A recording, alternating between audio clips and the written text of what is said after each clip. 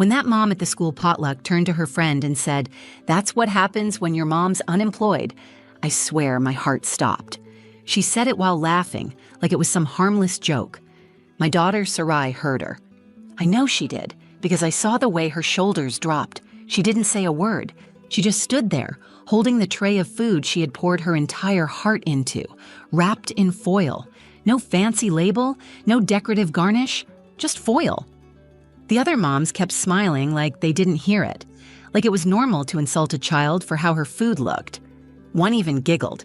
I stood there trying to steady my breath, pretending I hadn't heard it either because if I reacted, I'd make it worse. For Sarai, that's what it's like being the mom who doesn't fit in.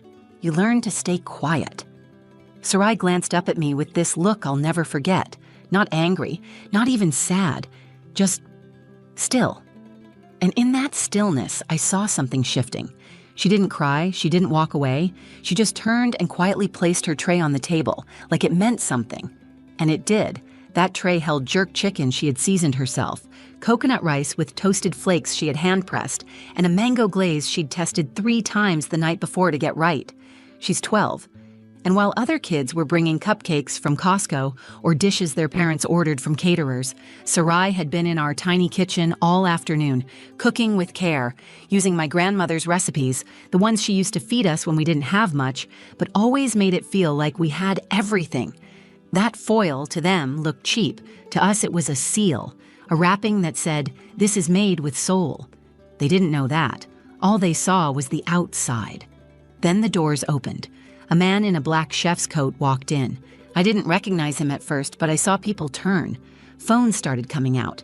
I heard someone whisper, "That's Remy Vargas, the chef from the show, the one with the Michelin star." Suddenly, the air changed. People were fidgeting, smiling, fixing their food displays. Brenda, the mom who made the comment, was practically vibrating next to her tiramisu, brushing off invisible crumbs. Everyone was hoping he'd stop at their dish, but he didn't.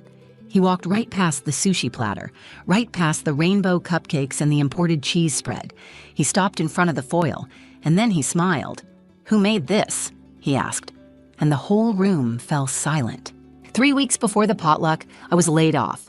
They called it a department restructure, but I knew what it meant. I was the last one hired and the first one out. No warning, no severance, just a box, a handshake, and a goodbye. I remember walking out to my car in the parking lot with that box in my arms, staring at the sky like it might explain something. It didn't. Bills didn't stop coming just because I was stunned. I didn't tell Sarai right away. She's 12, but she carries weight like someone twice her age. She's always been that way. Quiet, observant, tuned into everything, even when no one thinks she's paying attention. I wanted to shield her from the panic sitting in my chest like a stone. I started driving Uber in the evenings, doing grocery delivery during the day, applying for jobs at night. It felt like drowning in motion. One afternoon, I found her in the kitchen with my grandmother's old recipe book open. Pages were stained and soft from years of use. Sarai was studying the jerk chicken recipe, making notes on a sticky pad. I leaned against the doorframe and asked what she was doing. She looked up and said, "The school's having a diversity potluck. Everyone's supposed to bring food that represents their culture." Her face was calm, but I saw something underneath. Excitement, maybe. Hope. I didn't want to crush it. I said, "That's a beautiful idea. What were you thinking of making?" She tapped the book. "This. Like when Nana used to wrap it in foil and say, 'You gotta trap the flavor or it runs off.' Remember that?" I nodded, but my throat tightened. My grandmother had passed away 2 years earlier. Sarai had only been 10, but she remembered everything Nana did in the kitchen. How she used whole cloves in her rice. How she never measured anything but made it taste the same every time.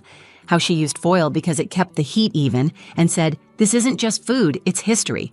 Sarai said, "We don't have to spend money, Mom. I can use what we already have." I told her no, not because I didn't believe in her, but because I didn't want her to feel different. I knew how those potlucks went. Pinterest dishes in glass trays, fancy little signs with fonts and flags, moms trying to outdo each other like it was a competition. I didn't want Sarai's heart ending up on a table only to be ignored. She didn't argue. She just said, "Let me try, please. I'll cook it myself." The next few days, she planned every detail. She asked me to pick up a few things with a grocery voucher I'd gotten: Scotch bonnet peppers, thyme, fresh ginger. She cleaned the kitchen without being asked. She washed her hands like a surgeon. She measured spices like they were gold dust. I watched from the side. Part of me wanted to take over, to fix or guide or correct, but I didn't. She was focused in a way I hadn't seen before. She wasn't doing this for attention or approval. She was doing it because it meant something to her. The night before the potluck, she cooked in silence, humming once in a while.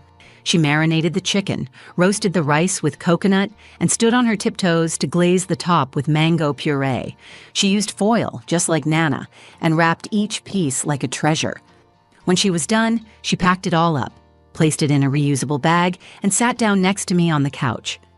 She leaned her head on my shoulder and said, "I hope someone eats it." I wanted to promise they would. I wanted to say they'd love it, that she'd be the star, that her food would change minds. But I knew the world didn't always work that way, so I told her the truth. "I'm proud of you, no matter what happens tomorrow." She didn't say anything, just nodded against my shoulder. That was enough. The next morning, we got dressed, packed the food, and headed to the school gym. The place was already crowded when we arrived. Parents with big trays and wide smiles, children in colorful outfits, tables lined the walls with dishes and signs and flags and themes. It was loud and bright and buzzing. We found a small space at the end of the table and set down her foil tray. She smoothed the foil once, then stepped back and folded her hands in front of her. She stood straight, not tall, but strong.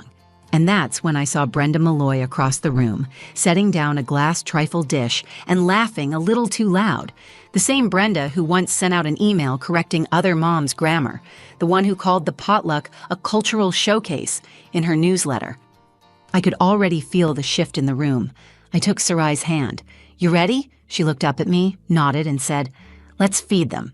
We walked into the gym with our heads high, but everything about the room told me we didn't belong there.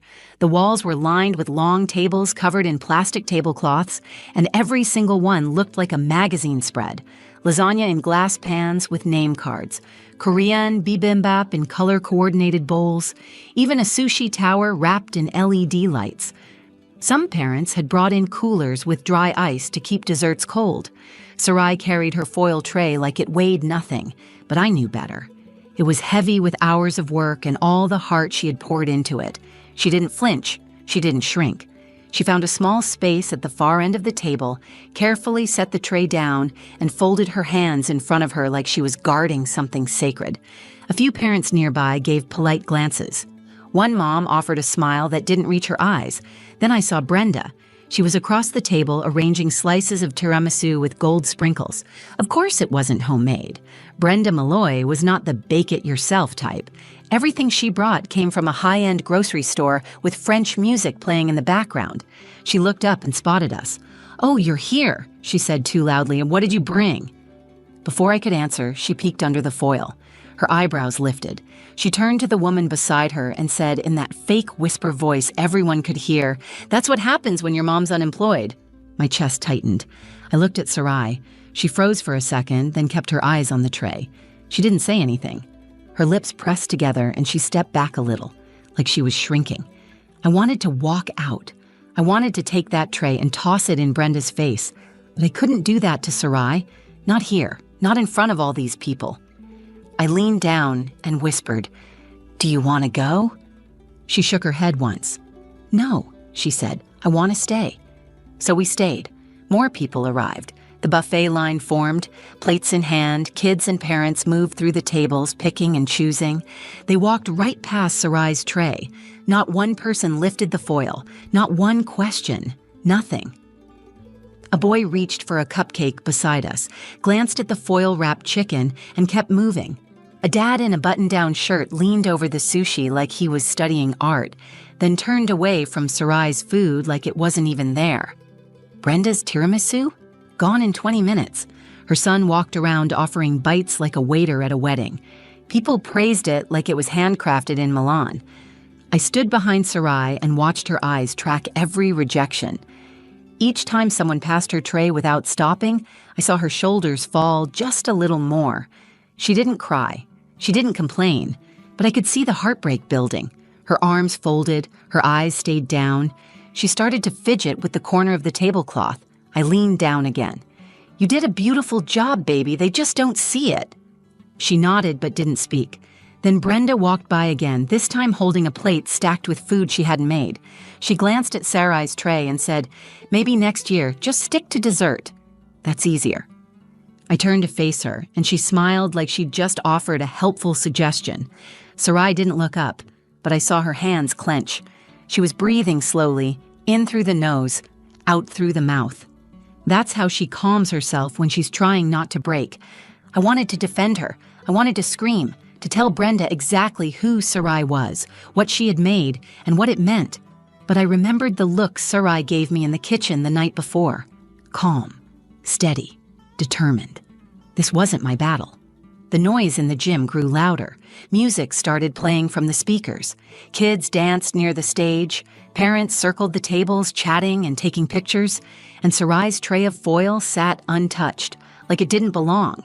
And then someone walked in. He wasn't from the school. He didn't look like anyone else in the room. He wore a black chef's coat and carried himself like someone who didn't need to explain why he was there. People turned. Someone whispered his name. Phones came out. Remy Vargas, celebrity chef, Michelin star, host of a food show everyone in that room watched, and he was heading toward the tables.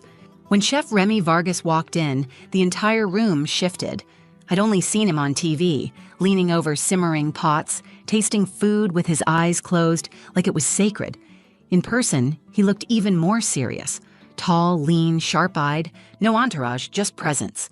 People froze mid-conversation. Someone gasped and dropped their phone. Brenda straightened her back like she was in church. One dad elbowed his son and whispered, "That's the chef from Plated Truths."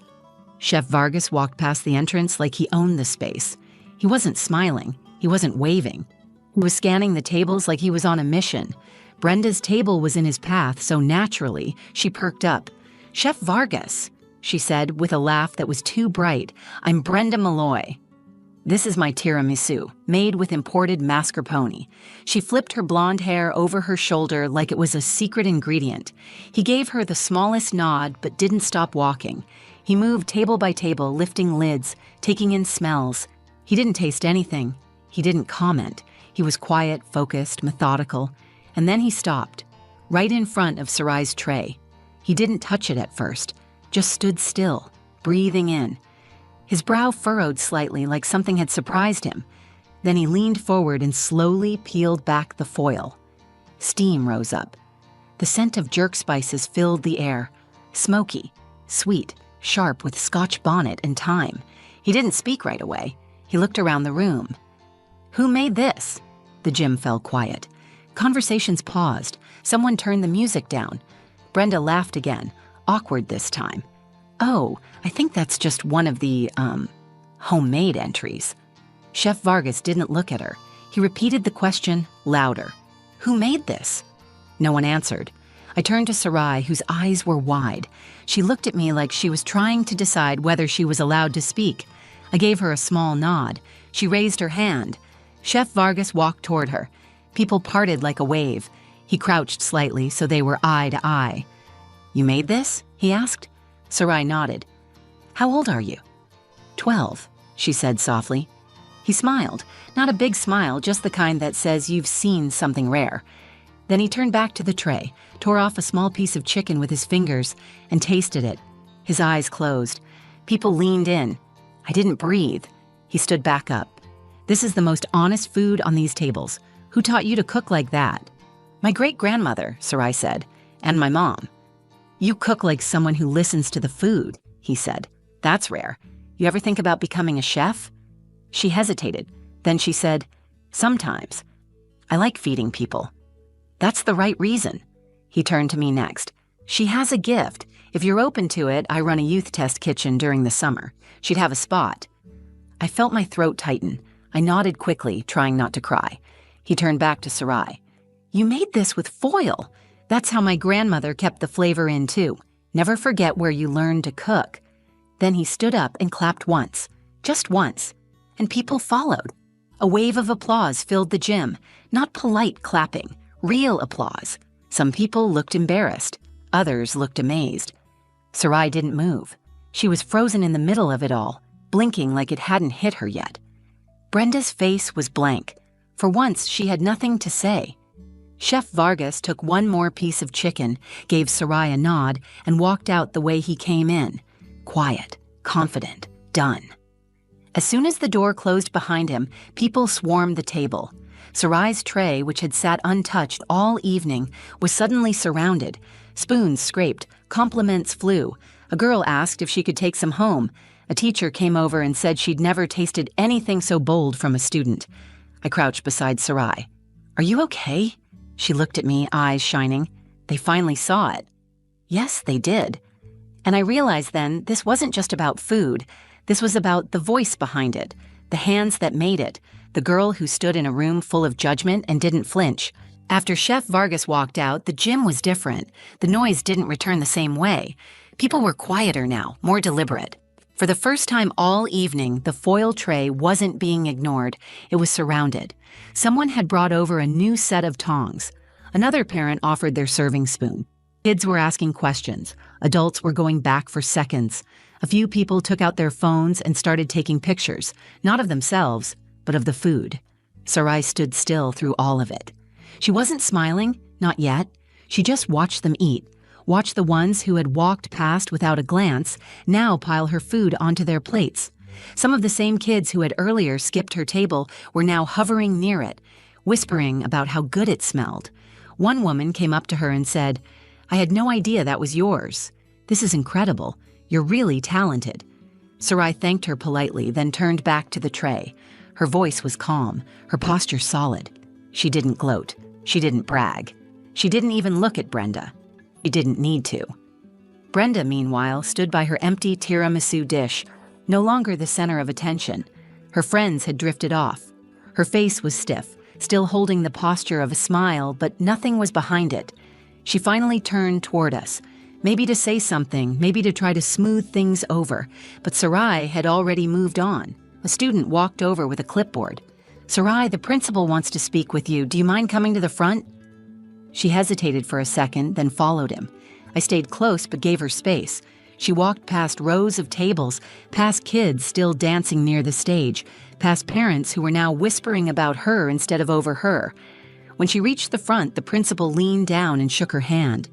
"I just wanted to say congratulations," he said. "You represented your culture with heart. This is what the potluck is supposed to be about." She nodded quietly. "Thank you." Then he turned to the crowd and raised his voice.